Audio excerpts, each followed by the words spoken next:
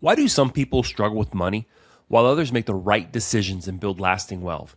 In this mini-series, Dr. Matt and I explore the psychology of money and the behaviors that quietly shape financial lives. Y'all, money's emotional. It's tied to fear, identity, habits, and even relationships. And we've learned that long-term financial success is as much about behavior as it is math. Even the best financial plan can be undone by poor behavior, while good financial behavior has the potential to compound more powerfully than investment returns. In this series, we explore why people struggle with money, how emotions drive decisions, and how habits shape your financial life. This is the Stuff About Money They Didn't Teach You in School, Psychology Edition. Welcome back to the Stuff About Money They Didn't Teach You in School podcast. I am your co-host, Erik Garcia, certified financial planner, and joined by the one and only Dr. Matt Morris. And if you've been listening in, this is the third installment of our series on the psychology of money. Matt is a couples counselor, family therapist. If you've been following me for a while, you have heard him. He is a friend of the show. Past two episodes, we talked about mindset and the importance that is on building wealth. We talked about emotions, and emotions are data points. They're signals that we really need to understand and listen to, and how they impact our financial health and sometimes how they sabotage our financial well-being. Right. And in this episode, we are going to talk about motivation. How do we change our financial fortunes, if you will? Matt. Yes. Thank you so much for your expertise and just adding so much value to me as an advisor, but also to our listeners. You had a recent experience, sad experience for you, and when you shared it with me, kind of wrecked me a little bit in that moment. Your longtime dog Buck went on. It was died. Tough. Yeah. He we died. say, you have to say dead. He died. Passed on. I don't. Death is so uncomfortable to talk about. But like Buck was a cool dog. Like if you saw Buck, you'd be terrified. Just this really kind of big, strong, scary dog. But he was the sweetest dog ever. I have this vivid memory. And when you shared that with me, I started thinking about like all my experiences with Buck. Yeah. This was probably a decade ago. We were smoking a cigar on your back porch. And Buck was just hanging out, just kind of probably like just sitting down by our feet or laying down by our feet. Yeah, he liked to be in the middle of us, yeah. Next thing I know, Buck jumps up, tears off through your backyard, and literally scales your fence. 6 or 8 foot, I don't know if it's 8 foot, 6 foot fence, just scales it. Mm-hmm. And then wooden fence. Yeah, wooden fence. He just wild. And I'm like, what just happened? Well, a possum had run across the fence and he saw it, and he was so motivated, just like this burst of like willpower. I'm going to get this possum. And it just, he had the energy to jump the fence. And then the funniest part, and probably the biggest part of the memory, was he was stuck on the other side of the fence. He didn't know how to get back over. He got over the fence. Yeah. And then he was stuck in somebody else's yard. Yes. He mustered up the willpower because he was highly motivated. Yeah. To get on one side, but then just couldn't get back. And I was thinking about that in the context of this conversation that we're about to have about motivation and finances. I think motivation generally is a terrible tactic for us to get our finances right. I'm sorry. It's a terrible strategy. Like, it's a terrible long-term strategy because motivation deals with willpower. And I think, generally speaking, we have willpower to do things in bursts, but willpower, generally, we're working against our natural inhibitions, right? I'm working against my natural tendencies, and that takes energy. Yeah. And anything that takes energy is really, really, really hard to sustain. Will fatigue, right? Will fatigue. Right? It's why, like most New Year's resolutions fail, because we try to base them on willpower. Yeah. In therapy, I say, use willpower as a last resort. Yeah. Sometimes you have to use it, but don't count on it. Don't rely on it. Use it as a last resort. So if not motivation, then what? Good question. Yeah. The answer is habits. Habits. Okay. The answer is a system. To say it more technically, a system. You've probably, you introduced me to that book, Atomic Habits by James Clear. That's right. There's a quote out of that you say all the time. What is it? All the time. Live by it. You don't rise to the level of your goals. You fall to the level of your systems. Right. You don't rise to the level of your goals. You might once or twice, but generally you don't. You don't rise to the level of your goals. You fall to the level of your systems. And to put a financial twist on that, it would be you don't rise to the level of your financial intentions. You fall to the level of your financial systems. Yeah.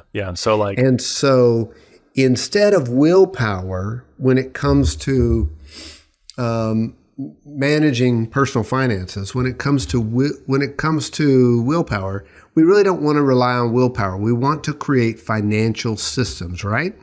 100%. And so from your perspective, what are some of those components of good financial habits, good financial systems that everyday people like me could benefit from? Yeah, and let me take one step back and kind of thread the needle of this theme of systems through some of the two previous episodes that we recorded in this series. One is mindset, which I think leads to us creating good habits. Like, what's our mindset? The other is emotions. Emotions tend to derail us from derail us from the actions that we have to force ourselves to take. Yeah.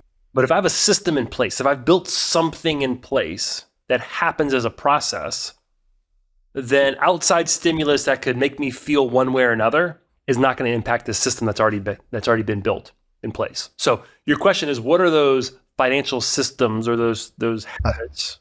I have a story for you. Oh yeah, I like your stories. Go ahead. I was at the gym this morning, like I do regularly, go to the gym regularly.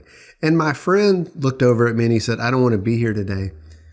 And he said, 80% of the time I don't want to be here. Yeah. But you know what? He shows up almost 100% of the time. Yeah. He doesn't rely on how he feels. Yeah. He relies on a set of habits. Yeah. When I was actively working out, my goal, I would do group workout. So you schedule, you set the time, people are relying on you to show up. My goal was not to work out regularly. My goal was just to show up to the gym. To arrive. Just arrive. That was it. As a byproduct, you end up working out. Yeah. I did. I had to, because I had people around me. That was the system. The system was this support, this accountability of people who, I'm a competitive person. And if I didn't work out, I would feel a little bit shameful, right? That was the system, right? I built an environment. You don't rise to your goals. You fall to your systems. That's right. You don't rise to your intentions. Yep. Yep. So your question, what are some things that we can do, systems that we can put in place? The everyday people like me. Yep. Yeah. The easiest thing that people should be doing is automating their savings. As a fun idea, I'll tell you if I do these things or not. How about that? Okay. We should automate our savings. Okay. Do you do that, Matt? That's a fun idea. I do this in several ways, but I think this is a direct effect of being your friend, is that you taught me this a long time ago. And so I automate my retirement savings from my employment. We automate some savings in our personal account by directing some paycheck directly into a savings account, or partial paycheck into a savings account. Yeah, let's on that point. That's interesting. So you get paid X amount of dollars from your job. Yep. And you have directed your payroll company, say, hey, put some in this account that I live off of. Yep. And then put some in this account that I never see, that's going to be specific for some long-term savings or some other specific purpose. Yeah. Brilliant. Yep. I see it in that it shows up in a bank account that I see regularly, but it doesn't first land in my main operating account. It lands in a savings account. Yeah. That's a system. That's great. It's automated. You don't think about it. Yeah. Retirement savings are beautiful example of automatic savings that combats feelings that we kind of talked about in the previous episode, because when I know that I'm saving on a regular basis, we call that dollar cost averaging. Basically, I'm averaging my cost into the market.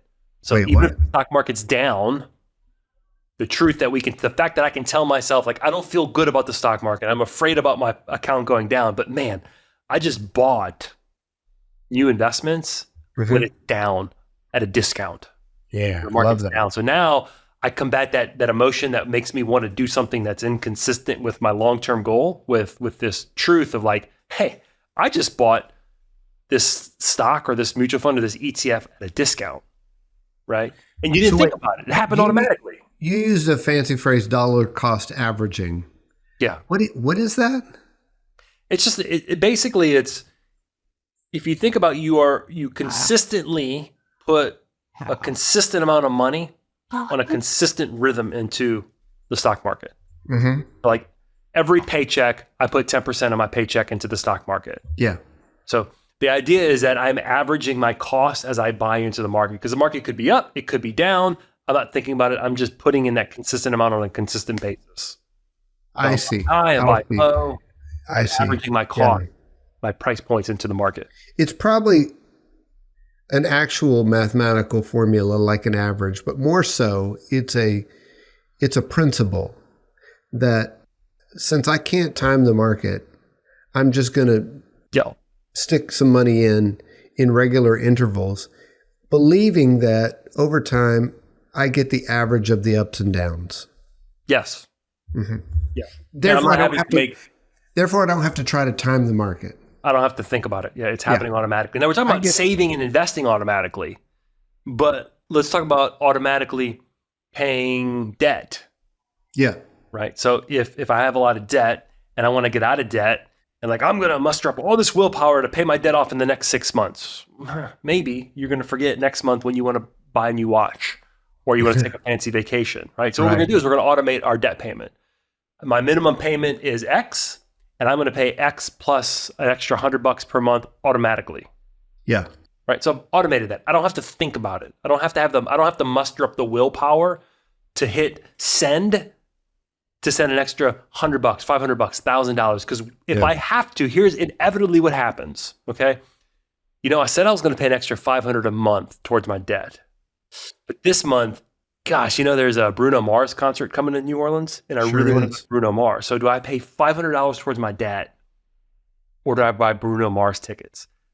Now we are having to use willpower and exhaust ourselves. Fatigues quickly, yes. So if I've made that decision in advance, that's a system that I've built in place. Yeah.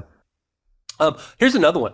I had a client once who she shopped. Shopping was like therapy for her. Right? Things are hard. I'm going to go shopping.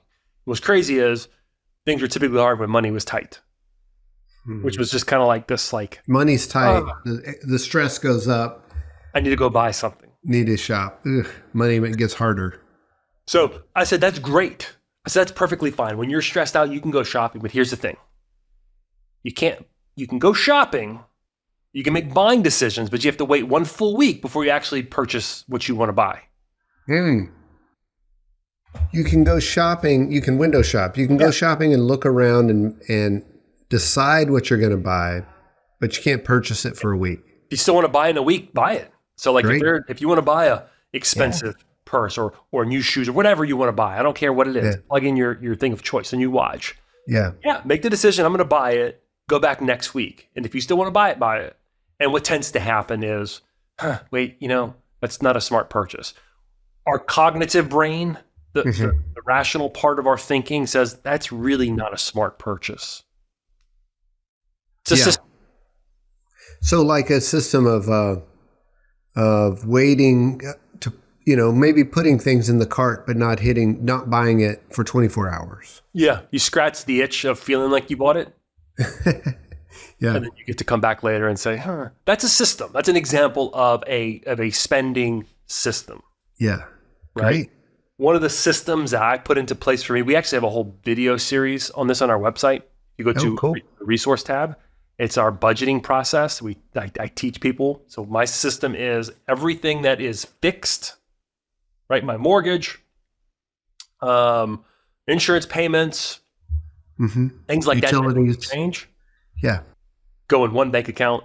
I don't want to think about that. I don't want to have to look through my expenses or my credit card statement and filter through these expenses that are fixed that I've already made decisions on. I don't want to cloud my decision-making process. So everything that's variable, that changes, grocery shopping, vacation, clothes, personal things, those are in a separate account. So I remove like 20 transactions a month or whatever the number is, 15 transactions a month, so that the areas that I tend to overspend in, they're a little bit more visible to me. Oh, okay. I like that. Yeah. System, right? Yeah. And, I've been around you long enough that I've heard people that you worked with mention using that. And that's been really helpful to them to put, I like how you just said that. I hadn't really thought about this. The fixed cost, in a way, are decisions we've already made. We don't need to keep making them. That's right. They've been made. We have committed to that mortgage payment. Committed to the mortgage payment. And my utilities fluctuate a little bit. But I've committed to living in a conditioned space. Right. Yeah. I've committed to paying this insurance premium. Yes. I've committed to paying back debt at this rate. Mm-hmm. I don't want to have to make that. I've committed to saving this amount towards this account on a regular basis. I don't want to make that decision month in, month out because it exhausts me and I'm going to forget 1 month. I love this. Yeah. So that's a system. That's an example of creating a system that I can fall to that now has become a habit for me. There's a way in which these systems become kind of boring. Yeah. Because we don't have to think about them. We don't have to argue with ourselves about them. We don't have to like talk ourselves into it. We don't have to spend all that emotional energy thinking, should I or shouldn't I? We've already decided, here's the system. I put money into a retirement account every month. And once in a while, we've had extra expenses and money's a little tight. But because it's an automatic draft, I'll sometimes think like, maybe I shouldn't do that this month. But because it's an automatic draft and I don't want to have to undo the automatic draft thing, it's a little challenging. I got to make a phone call and think, I don't want to do that. So then I just go, never mind. I'll just be lean so that there's enough money to go to the investment. Yeah, I have had that exact same thought. Like, I got a couple things that are coming up. Yeah, be nice. I'm 46. I'm saving enough. I'll be okay in retirement. But golly, I don't want to have to. Because what happens if I turn it off and then I forget to turn it back on? There's a word for this in psychology. It's not coming to my mind right now. But the concept is to make a undesirable behavior more difficult, more challenging. Put some roadblocks between you and the undesirable behavior. So yes. So here's another good system. Okay. Now, if you feel a little bit out of control, like, I have the savings account. I put money in my savings account, but it's just so easy for me to open up the app and transfer money to my checking account. Okay. Make it more difficult. Put your savings account at a different bank. Now, I know you can connect banks and it generally is simplified it, but it's an extra step. It's not an instant transfer. Right. So my system is, I know I have a tendency to raid my savings account to buy silly things that I regret a week later. Yeah. So let me put some time between the spending decision and the actual act of buying. So a bank to bank transfer isn't instant. Sometimes takes a day, sometimes can take 3 days, depending on the bank. Right. The more time and space you can put between, the better, because that initial feeling or whatever it is driving you passes. That's a system. So I think as you build systems, part of building a good system is understanding your tendencies. Because the system that works for me, this is why I budget this way, because I'm going to tell you right now, the budgeting systems that are taught by most financial gurus, personal finance people, does not work for the majority of people. My experience working with people is this. I'll say, hey, do you have a budget? Most people are like, kind of, no, but I probably really need, no, I don't, I need one. It's just a bunch of shame that people carry by not budgeting. So I'm like, that's a stupid system that no one's going to follow. And maybe there's reasons why we need those really tight budgets in certain circumstances, but generally speaking, build a system that's going to work for you. It's going to be that you're able to like, work within. That makes sense. And I guess you're saying it's somewhat connected to your own tendencies. So you have to go back to what we've been talking about. You have to know yourself. You have to be self-reflective. We all have to acknowledge that willpower only gets you so far. It might get you over one fence, but it ain't going to get you over all the fences. Mm-hmm. Willpower sucks, and it sort of sucks the life out of you and it becomes exhausted at some point. And so you need habits. You need patterns. Yeah. You will not rise to the level of your financial intentions, Erik. You will fall to the level of your financial systems. It is very good, Dr. Matt. I think we should end on that note. That's a mic drop moment right there. So I will say this. Let me add this, because we kind of been given like a takeaway tactical type of thing in all these episodes. And I would say here, similar. I mean, every tactic that we've been giving is self-reflective to some degree, but sit down and consider what are you trying to accomplish, and then matching a system towards it. I'm trying to save for something specific. Well, let me create a system for that. Don't try to like get all your finances in order by building this complicated system. Start with one system. I like that. Yeah. Yeah. A saving system, a spending system, a debt system, something. That's right. And again, in all these things, man, it really helps to have a disinterested third party to help you think. We have blind spots, and oftentimes we don't know what we need to do. So to have someone who is like equipped and skilled and trained to help us figure this stuff out, oh my gosh, is helpful. I tell a lot of my clients, I said, sometimes you pay me because I help you make better decisions faster.